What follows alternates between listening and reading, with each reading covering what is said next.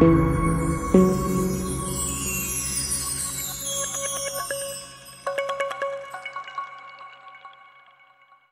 मुल्क में एक खूबसूरत बाग था। ये बाग खूबसूरत रंग बरंगे फूलों से भरा हुआ था। इस बाग की एक खास बात ये थी कि यहाँ रहने वाले परिंदों ने अपने बहुत अच्छे अच्छे घर बनाए हुए थे। हर परिंदे की कोशिश थी कि इसका घर सबसे ज्यादा प्यारा नजर आए।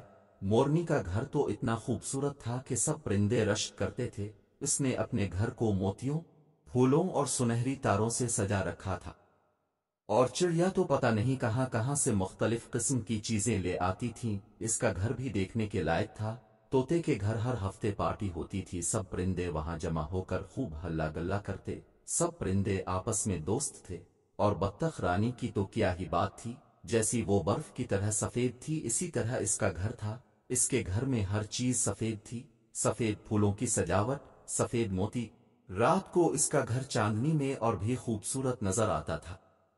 बत्तख रानी की आदत भी बहुत अच्छी थी। सब परिंदे इसको बहुत पसंद करते थे।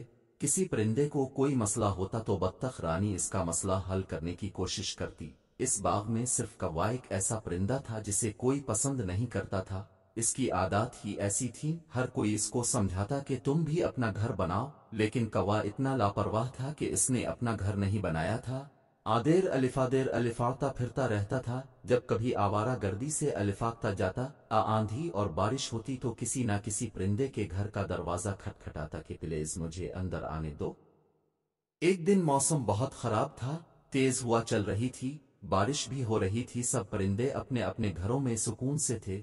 अचानक बत्तख रानी के घर का दरवाजा किसी ने जोर से खटखटाया। बत्तख समझ तो गई कि कौन होगा, लेकिन फिर भी पूछा कि कौन है, प्लीज मुझे अंदर आने दो।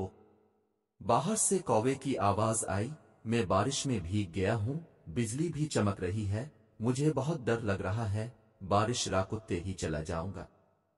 लेकिन मेरे घर में बहुत सामान है, बिल्कुल जगह नहीं है, तुम किसी और परिंदे के घर चले जाओ, बत्तख ने कहा। सब ने इनकार कर दिया है। प्यारी बत्तख तुम मुझे अंदर आने दो, कौवे ने मिन्नत की।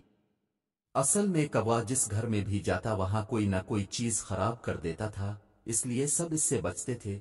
इसीलिए अब वो बत्तख की मिन्नतें कर रहा था। इसे पता था कि बत्तख बहुत रहमदिल है। अच्छा आजा, बत्तख ने दरवाजा खोलते हुए कहा, लेकिन मेरी कोई चीज खराब न करना। मेरे ड्राइंग रूम के कालीन पर सो जाओ और डाइनिंग टेबल पर रखी चीजों को हाथ न लगाना। इस पर मैंने खाने का सामान रखा है, क्योंकि कल मेरी सालगिरह है, सब परिंदे आएंगे।